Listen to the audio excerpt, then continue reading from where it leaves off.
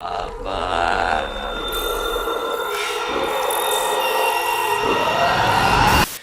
out May 31st on 4K Ultra HD from Second Sight Films is The Babadook.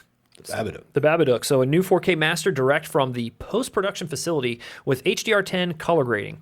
So this set features a lot. And not only are they putting together a nice little box and all the typical photos and so on, but they're actually doing a lot for the disc, which isn't unheard of, but you kind of don't see that as often. You kind of see whatever the studio puts out, and then you kind of get that disc in with a bunch of new materials and things that they put together. But this disc actually it's a pretty sizable upgrade from whatever was previously out.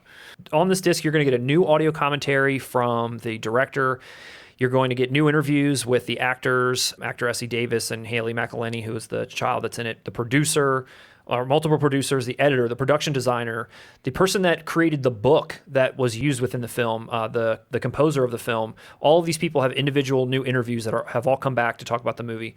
The original short film, Monster, which this movie was based on, is in there. There's a bunch of featurettes, a making of how they created the house, how they created the book, behind the scenes on stunts and special effects and so on. So there's a lot going on in the disc as far as content.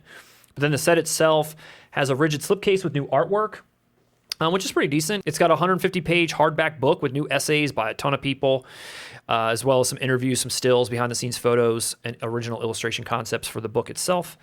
6 collector's art cards, and then a Blu-ray version of the film is included as well. So it's a pretty complete package.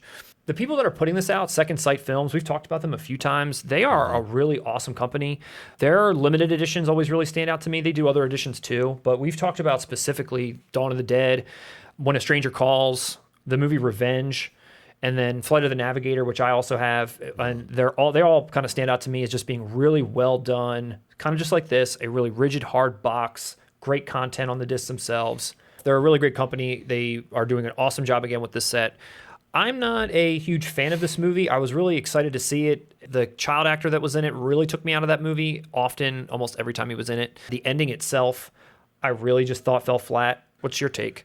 Similar to yours. See, this film is a good representation of what I call puzzle movies. Mm-hmm. I don't know when this trend in horror started in the past decade, where if it doesn't make sense, who cares? You can attach any meaning to it as long as the imagery is a certain way. And, if it's psychological, we can get away with anything because it's just under the umbrella of psychological terror, or however you had it. I'm just bored with it. I'm tired of the Hereditaries, the Midsommers, what's the goat movie? I've never seen it. The Babadook. I'm tired of movies. I shouldn't have to do a Google search after I watch a film. I'm sorry, all these young horror filmmakers, you're not David Lynch. You're not pulling it off for me. And it's become so predictable to where I know I'm not going to get any concrete answers anymore, to now I just check out in the first 5 minutes in movies like this. There were intense moments. There were good scares. I mean, like you said, it's just exercise in style. It just wasn't resolved well. It was resolved differently than how you were going to expect it or hope for, and it wasn't in a satisfying way. I mean, the acting was great, kind of like you said, Hereditary. The ending, you kind of have to figure out, that's going to determine whether or not you like this movie or not, is how the thing was resolved. Do you get it? Do you care to get it? Do you think it's something that is, like you said, a puzzle?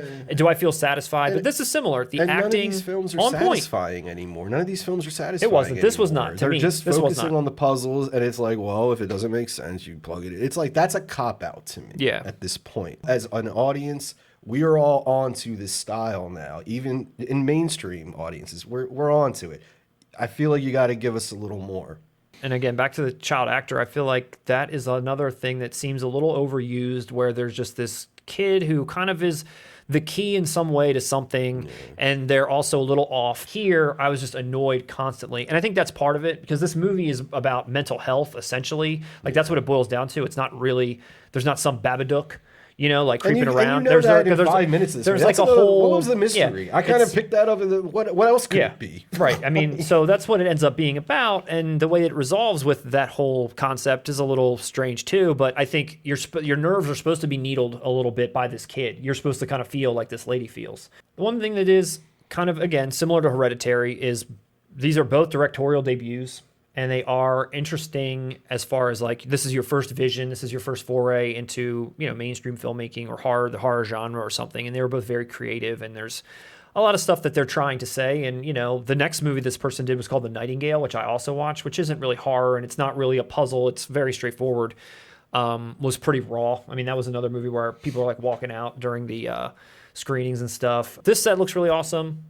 For people that are fans of the Babadook, let us know below if we're assholes, but tell us why you like this. But definitely, if you are, this is the set to get. Check it out. Yeah. Out May 31st.